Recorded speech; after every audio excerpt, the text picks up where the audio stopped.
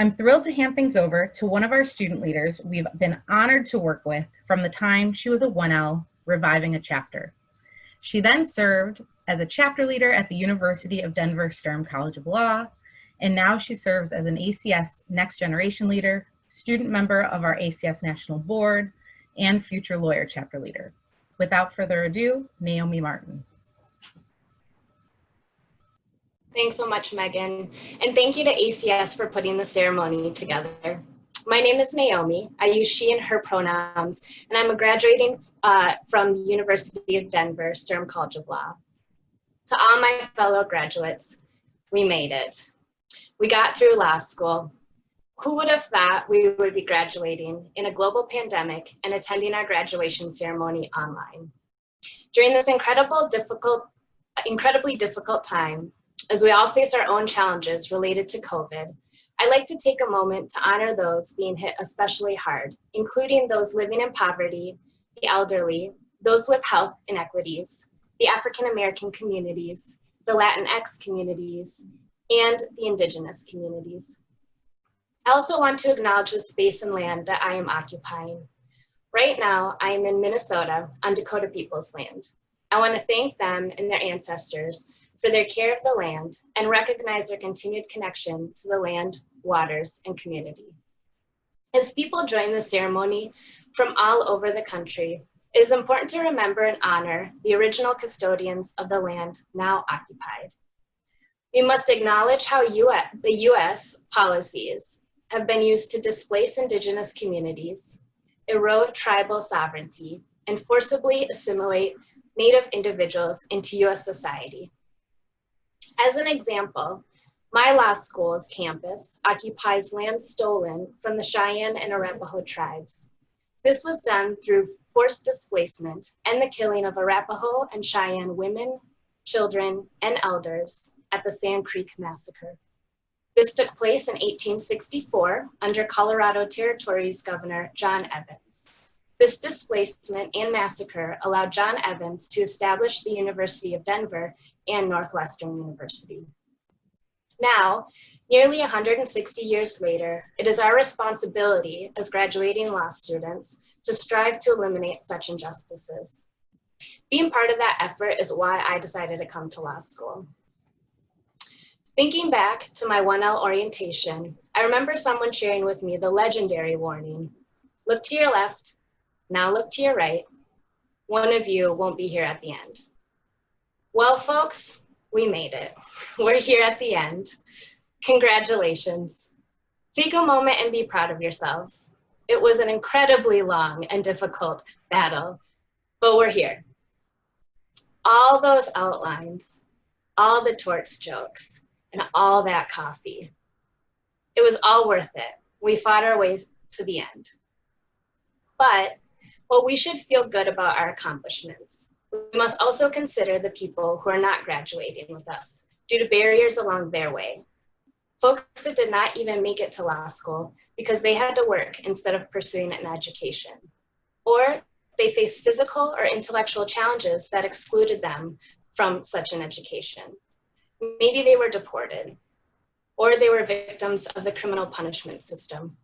Some might not be here today with us because they were killed by law enforcement. These people could have brought such passion, such curiosity, and insight to the classroom. People who I have absolutely no doubt would have been amazing attorneys. In a world with fair access and opportunity, without systemic injustices, these incredible people may have been with us today. These folks are not missing today because we are all so much smarter than them.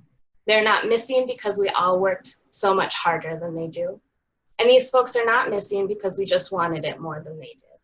Rather, we're here today because we are smart.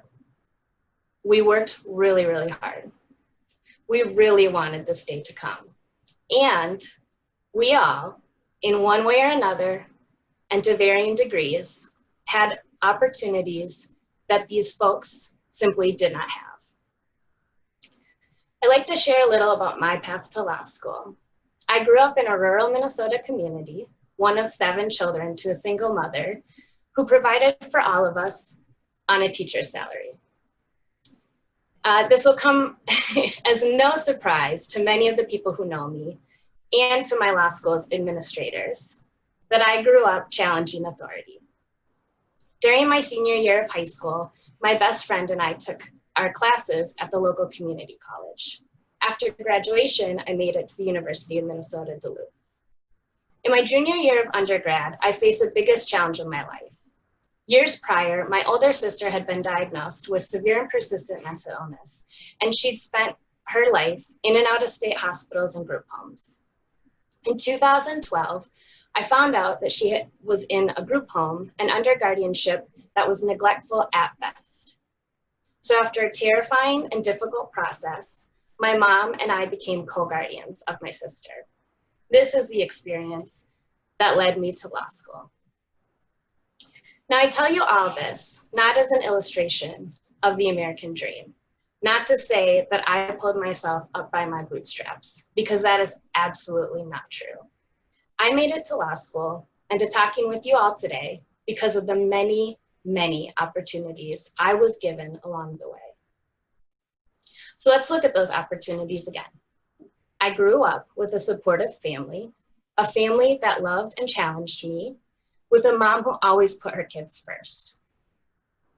I had a second family who also helped me along the way, including supporting me through the guardianship process.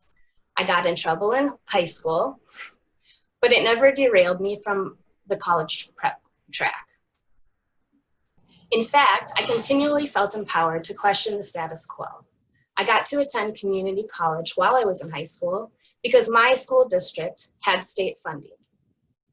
I then got to attend university because I had regular access to technology.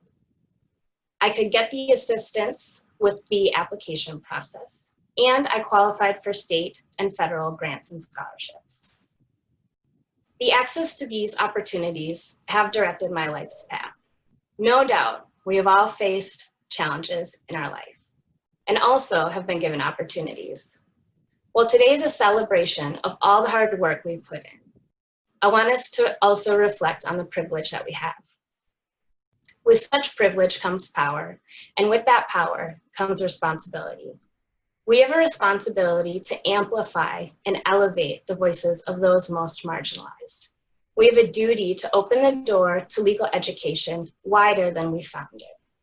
We have an obligation to fight for those folks who should be graduating today, but because of systemic barriers, were denied access to this education.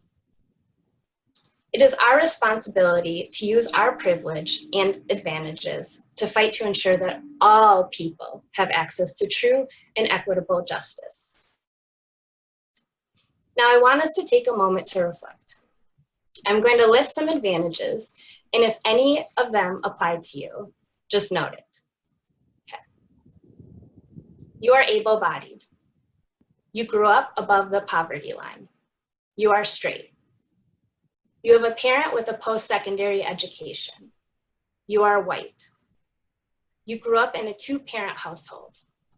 You are a US citizen. You live without a severe mental illness. You are a male. You had a mentor at any time in your life. You are cisgender.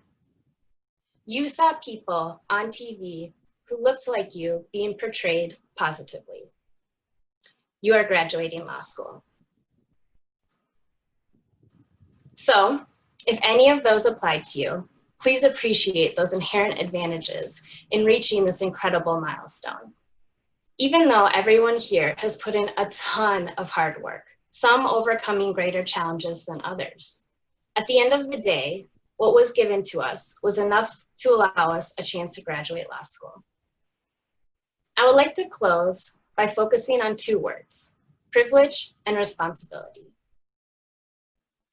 As we all graduate and start on our next big adventure, we should remind ourselves daily about that privilege and the enormous responsibility that comes with the privilege to ensure that others have access to the same opportunities we've enjoyed. I say this as I speak to ACS leaders from across the country.